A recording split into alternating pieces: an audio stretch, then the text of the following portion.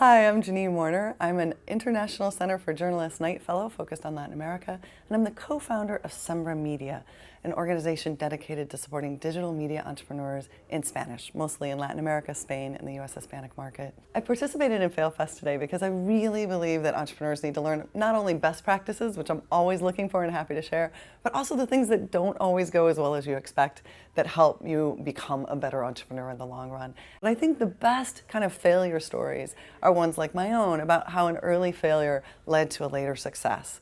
And I think other entrepreneurs need to hear that things don't always go as smoothly as you might like, but if you can learn from those things, they can be incredible opportunities. So my own experience was starting as a bilingual reporter, reporting in Spanish or doing interviews in Spanish and writing stories in English, which I did for a couple years and ultimately led me to create my own bilingual newspaper when I was about 23.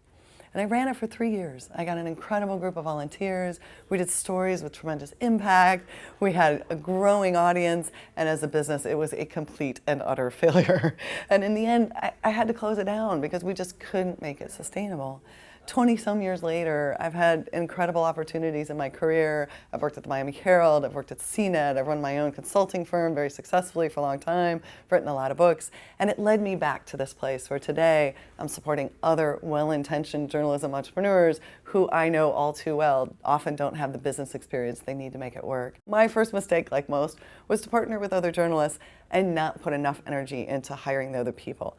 I think the second thing is not having enough resources of my own. You know, I went from being a starving student to being a starving journalist to being a starving entrepreneur. I really didn't have any of my own resources. I was still so young, I didn't have a very strong network. Locally, I was able to build one. It was a local publication, and we did a lot of things right, but I just had no resilience. So when things started to get really hard, I didn't have any well of reserves to call on. And a lot of success in business is about the resiliency and the adaptability, or what we like to say, the buzzword, the ability to pivot your idea when things don't go quite the way you expected, but there might still be a great path to success if you follow it. So prioritizing making money, which journalists are terrible about doing, and not at the expense of content, so that you can do more content. Diversifying your team in every way, including skills, and ultimately making sure you're taking care of yourself enough to really be able to give it your all are some of the things I've seen help other entrepreneurs.